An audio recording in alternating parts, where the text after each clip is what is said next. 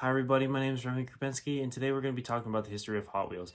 Now, the history of Hot Wheels starts off in 1968, where Mattel made its first ever Hot Wheels in 1968 on May 16th, and it was called the Sweet 16, which involved 16 Hot Wheels and the original orange racetrack, which would later be modified over the years. Now, the original designer of Hot Wheels was Harry Bradley, and Harry Bradley left Hot Wheels because he didn't think it was going to be successful, and then went to the car industry to design real life cars. And he would regret that over the time. And when Hot Wheels wanted him back, he recommended one of his fellow friends, Erwin Gilfenberg. So Hot Wheels were originally created to be more hot rod like, and then its competitors, Matchbox, who created their cars based off the assembly line and production line. They were pretty basic and bland. Hot Wheels also used plastic tires, which created less friction and were very smooth around the track. And when Hot Wheels came into the market, they basically rocked the small die-cast industry. All of the competitors of Hot Wheels were scrambling to figure out how to compete with Hot Wheels, and they also used some of Hot Wheels ideas too. So now the 1970s were a very big period for Hot Wheels. In 1970, they introduced the Sizzler series, which is very cool. The Sizzler series were basically Hot Wheels with little batteries in them that could go around the track for 5 minutes, and then they had to be recharged.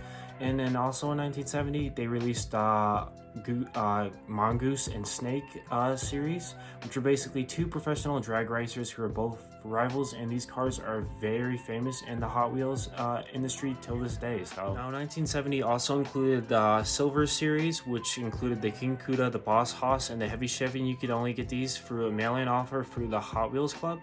So in 1972 and 1973, Hot Wheels production kind of slowed. They didn't release a lot of new cars, didn't release a certain few cars, not a lot.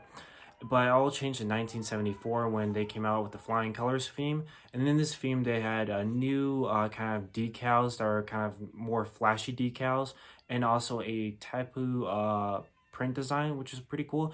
In 1976, Hot Wheels released the Sizzlers 2 series, and they released a new Knight Rider series. Now, Knight Rider series was pretty cool because in this series, you could basically turn it on and off the headlight. So one sad thing that happened to Hot Wheels in the 1970s was the phasing out of the Redline tires. So the 80s were also a very successful time for Hot Wheels too. In 1981, Hot Wheels released the Hot Ones series.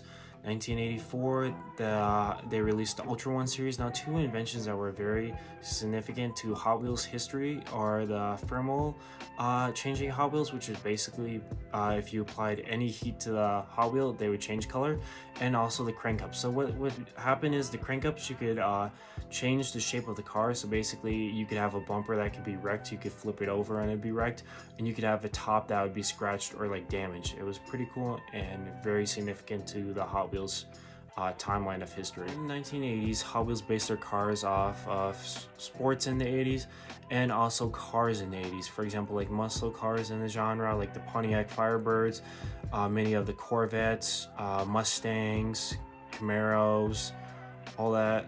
And also they based it off sports cars, for example, like the Porsches, Ferraris, Lamborghinis, and many more. So in the late 1980s, Hot Wheels also introduced the Blue Scheme Pack, which is still used to this day. In 1995, Hot Wheels added the Treasure Hunt series, and a lot of people believe this to be the first collector series, and it kind of paved the way for Hot Wheels collectors, since a lot of these kids growing up in the 70s and 60s that were introduced to Hot Wheels still started collecting them as adults. So Hot Wheels, to further the collectors, they gave them the Hot Wheels Classic line, and there's also many series out today for collectors till this day. Big move that Hot Wheels did in the late 1990s, where they bought their rival competitors Tyco and Matchbox. So now Hot Wheels had no competition whatsoever, and basically could just be free and do whatever they want and continue their success. So Mattel estimates that 41 million kids played with Hot Wheels during these periods, and they also estimate between the ages of 5 and 15 to have at least 41 Hot Wheels, which is very cool and interesting. And still to this day, Hot Wheels are very impactful. If you look in the car community, a lot of people collect Hot Wheels, and also kids today still collect them. And also Hot Wheels have been recently popping up a lot on TikTok and starting to become more trendy than it ever has been. So in 2016, Hot Wheels released the Car Culture series, and basically this series is a premium version of Hot Wheels, which include metal bodies and metal bases, also included rubber tires, better decals, and better painting, and much more detail. And they have wide variety in this series. For example, you have many different cars. They have like a Fast and Furious series, a couple movie series which are pretty cool, and they also have a Team Transport series, which is one of my favorite. And it's kind of basically all the genres of racing. So you have a bunch of transport trucks, and they have different types of like liveries and logos that support that team racing. And the different types of genres would be like Formula One, drag racing, NASCAR, and Formula Drift. And overall, Hot Wheels are still very impactful till this day. So